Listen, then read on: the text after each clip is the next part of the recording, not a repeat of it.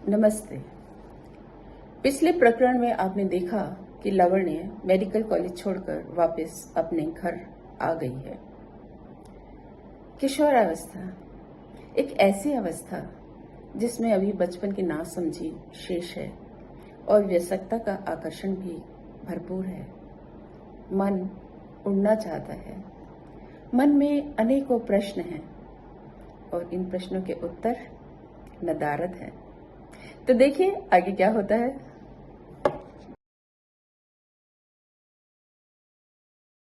वे घर पहुंचे तो मां का चेहरा उसे देखकर पीला पड़ गया। बहनें गंभीर हो गई।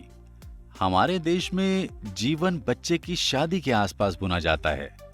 लड़की की शादी माँ बाप के जीवन शैली को प्रभावित करती है। उसके जन्म से ही बचत आरंभ हो जाती है। परिवार को अपनी प्रतिष्ठा बचा कर रखनी होती है ताकि जब लड़की बड़ी हो जाए तो किसी अच्छे परिवार से उसके विवाह की बात चलाई जा सके। ऐसे में आप बेचारे माँ पिता की कठिनाई समझ सकते हैं। अगर लावण्या की प्रतिष्ठा को धब्बा लगता है तो उसकी बहनों की जिंदगियों पर भी असर पड़ेगा। और सोनीपत जैसे छोटे शहरों में घर की बात कैसे सबको पता चल जाती है, ये किसी को आज तक समझ नहीं आया।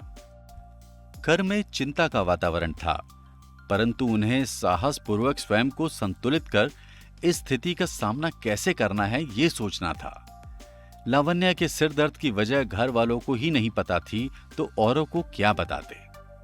मानसिक स्वास्थ्य शब्द का इस्तेमाल ही कभी नहीं हुआ था, इसकी क्या व्याख्या करते। फिर भी कुछ तो प्रश्नों के उत्तर देने थे। मां ने कहा, कह देंगे कि उससे दवाइयों की बदबू खून देखना बर्दाश्त नहीं हुआ।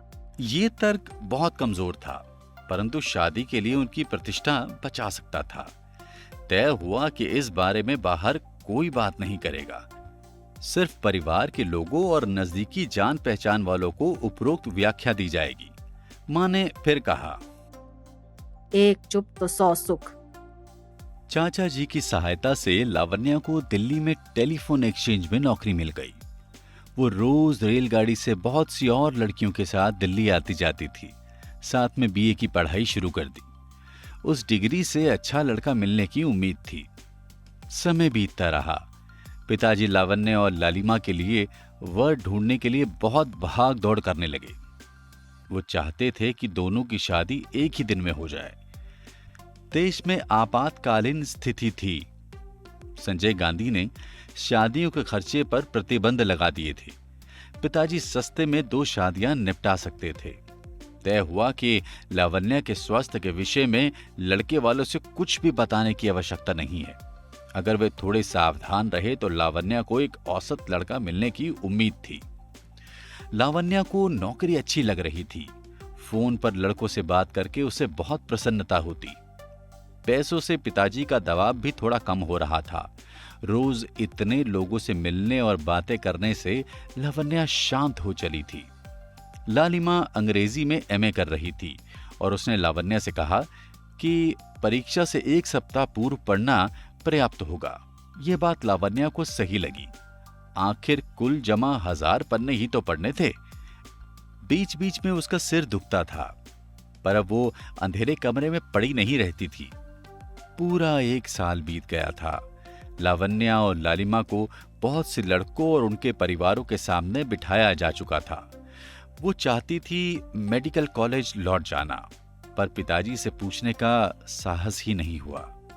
अपने लिए जो उसने दूर जाकर नया रास्ता बनाने का प्रयत्न किया था, उसमें वो विफल हो गई थी और उसका सिर दर्द भी पूरी तरह से गया नहीं था। इसलिए फिलहाल बनी बनाई लीक पर चलना ही ठीक था। एक दिन लालिमा ने कमरा बंद करके उसे धीरे से बताया कि मैं एक लड़के से प्रेम करती हूँ। वो इंजीनियर है और बंबई में नौकरी करता है। इसका मतलब है कि मैं सास ससुर से दूर अकेले ऐश करूंगी। ये सपना हर मध्य वर्गीय परिवार की लड़की का था। ये पूरा हो सकता था और इसमें लालिमा को लावण्या की सहायता चाहिए थी। वो दोनों लड़के से मिलने एक रेस्टोरेंट पहुंची। वहां फैमिली रूम में बाकियों की नजरों से छुपकर बैठे लावण्या को बहुत मजा आ रहा था, जैसे किसी खतरे को लेने से उत्तेजना मिलती है, कुछ वैसा। तब उसे नहीं पता था कि खतरा उसे आकर्षित करता है और ये उसे हर बार नए रास्तों पर ले जाएगा। लड़के ने कहा, मैं घर जाकर अपने माँ पिता से इस विषय पर बात करूंगा और आप लोगों को जल्दी ही बताऊंगा कि वो इस बारे में क्या सोचते हैं। पता चला कि उसके माँ बाप लालिमा और उनके परिवार को हमेशा से जानते रहे हैं और वो इस रिश्ते से प्रसन्न हैं, परंतु उनकी शर्त थी कि रिश्ता मांगने वो नहीं जाएंगे, लड़की वालों को आना होगा। उन्होंने कुछ सोचकर लीना को अपनी योजना में शामिल किया। एक वही थी जो पूरी तरह से भय मुक्त थी। उस रात जब पिताजी खाना खाने आए, लावण्या और लीना ने उन्हें घेर लिया। पिताजी, मैंने लालिमा के लिए एक लड़का सोचा है। लीना ने रोटी थाली में रखते हुए कहा। बहुत अच्छे। पिताजी मुस्कुरा दिए। सच्ची? लीना ने बल देते हुए कहा। अच्छा, कौन है वो? लावण्या ने पूछा। अनिल। कौन अनिल? माँ ने पूछा। वो देख रहे थे कि पिताजी को अच्छा नहीं लग रहा कि उनके सामने बेटियां खुलेआम लड़कों की बातें कर रही हैं। कम से कम लावण्या ऐसा समझती थी कि शादी की तरफ लड़की को धकेला जाना होता है और फिर जब उसका पति उससे शारीरिक संबंध बनाना चाहे तो वो उसे हतोत्साहित करे। यही अच्छी लड़की की पहचान है। ब्रह्मचार्य हमारी संस्कृति का एक बहुत बड़ा मूल्य था। राम सीता की वो ऐसी कहानियां सुनकर बड़े हुए थे जिसमें वो 14 वर्ष वनवास रहकर आए थे और वहां उन्होंने ब्रह्मचर्य का पालन किया था, इसलिए उनका वहां कोई बच्चा नहीं हुआ था।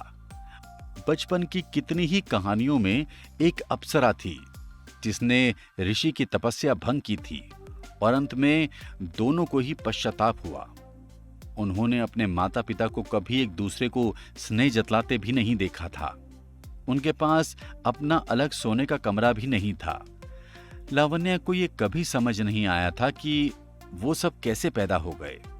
इसलिए पिताजी को लीना की ये बात हिमाकत लगी तो सही ही था। खैर, वो पिताजी से अनिल की बात कर रहे थे। लीना ने उनके बदलते भावों की परवाह किए बिना कहा, माँ, आपको पता है चीप स्किल स्टोर उनका बेटा है। तू कैसे जानती है? पिताजी ने अपने गुस्से से लाल आंखों से देखते हुए कहा। उनकी बहन मेरे साथ पढ़ती है। लीना ने निश्चितता से कहा। मैं तुम्हें स्कूल पढ़ने के लिए भेजता हूं या लड़कों की बातें करने के लिए? पिताजी के स्वर में रोष था। जब घर में लड़के ढूंढने की इतनी बातें होंगी तो ये कैसे हो सकता है कि मैं अपनी बहनों के बारे में ना सोचूं? लीना ने शांति से कहा और उस दिन लावण्या के मन में उसकी इज्जत बढ़ गई। माँ ने कहा, सोचने में कोई हर्ज तो नहीं है। बहुत लंबी चुप्पी के बाद पिताजी ने कहा, मैं किसी को भेजता हूं जो हमारी तरफ से रिश्ता ले जाए। लीना और लावण्या ने एक लंबी सांस छोड़ी। उनका काम हो गया था। लालिमा और अनिल की सगाई हो गई। इस बार भी लालिमा के गोरे रंग ने अपना जादू दिखाया था। वो न केवल शिक्षित था और अपने परिवार से दूर रहने वाला था, बल्कि उसके माता पिता इनसे कहीं अधिक धनी थे। रिश्तेदारों और मित्रों सबका कहना था लालिमा बहुत भाग्यशाली है। उसके बाद जल्दी ही लावण्या के लिए भी लड़का मिल गया था। वो सोनीपत के हिंदू कॉलेज में केमिस्ट्री पढ़ाता था। 3 भाइयों में सबसे छोटा था और संयुक्त परिवार था। जैसे ही उनकी सगाई हुई, लड़के वालों ने अपने छोटे बेटे बहू के लिए छत पर एक नया कमरा बनवाना शुरू कर दिया। समय आ गया था कि लावण्या हिंदी फिल्मों की नायिका मीना कुमारी का जीता जागता रूप बन जाए।